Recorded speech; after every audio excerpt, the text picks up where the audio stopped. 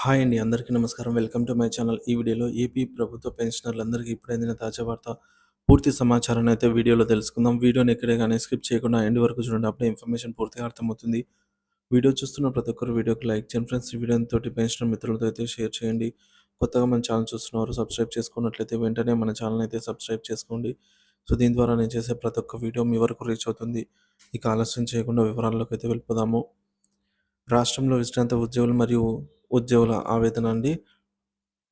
So, pension మరియు ప్రయోజనాల ఆలస్యం. రాష్ట్రంలో వేలాది మంది విశ్రాంత ఉద్యోగులు, ఉపాధ్యాయులు ప్రభుత్వం నుంచి ఉద్యోగ విరమణ ప్రయోజనాలు అనగా పెన్షన్, గ్రాట్యుటీ, కమ్యుటేషన్ మొదలైనవి అందకుండా ఆవేదన వ్యక్తం చేస్తున్నారు.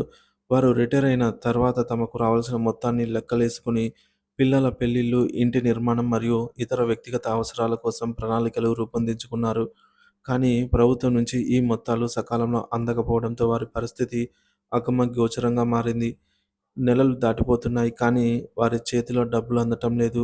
ఈ ఆలస్యం వల్ల కొందరు బయట నుంచి అప్పులు తెచ్చుకోవాల్సి వస్తుంది. దీనివల్ల వడ్డీ భారం పెరుగుతుందని వారు ఆందోళన వ్యక్తం చేస్తున్నారు. రాష్ట్రంలో ఉద్యోగుల సంఖ్య మరియు రిటైర్మెంట్ ప్రయోజనాల గురించి అప్డేట్. రాష్ట్రంలో మొత్తం ప్రభుత్వ ఉద్యోగులు సుమారుగా రిటైర్డ్ ఉద్యోగులండి. 3,59,000 మంది ఉన్నారు. ఈ ఉద్యోగులు రిటైర్ అయిన తర్వాత వారికి గ్రాట్యుటీ వేతనం నుంచి నెల నెల దాచుకున్న general provident fund, GPF, group insurance, GLI, commutation, surrender లీవ్‌లు మొదలైన ప్రయోజనాలు రావాల్సి ఉంది. ఈ మొత్తాన్ని ఏకమొత్తంగా చెల్లించాల్సి ఉంది. ఉద్యోగుల స్థాయి మరియు సేవా కాలాన్ని బట్టి సగటున ఒక్కొక్కరికి 40,00,000 నుంచి 50,00,000 రూపాయల వరకు చేతికి అందాల్సి ఉంది. కానీ ఈ మొత్తాలు సకాలంలో అందకపోవడంతో విశ్రాంత ఉద్యోగులు ఆవేదన వ్యక్తం చేస్తున్నారు. ప్రభుత్వ ప్రక్రియలో ఆలస్యం.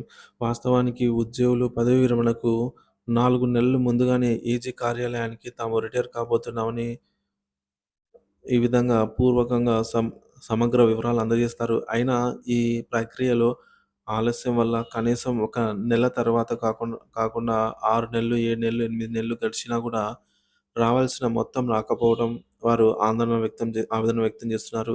ఈ ఆలస్యానికి ప్రభుత్వం వడ్డీ చెల్లించాలనుకుంటే అలాంటి నిబంధనలు కూడా ఏమీ లేవు. అంటే ఆలస్యంలో ఉద్యోగులు అదనపు వడ్డీ కూడా లభించదు. సో, ప్రభుత్వంపై ఆర్థిక భారం. ప్రభుత్వం పదవీ విరమణ పొందిన వారికి ఈ మొత్తాన్ని చెల్లించాలనుకుంటే సుమారు 1,500 కోట్ల నుంచి 2,000 కోట్ల వరకు అవసరమవుతాయని అంచనా. ఈ విధంగా ప్రతి జిల్లాలో వివిధ రకాల బిల్లులు పెండింగ్‌లో ఉన్నాయి.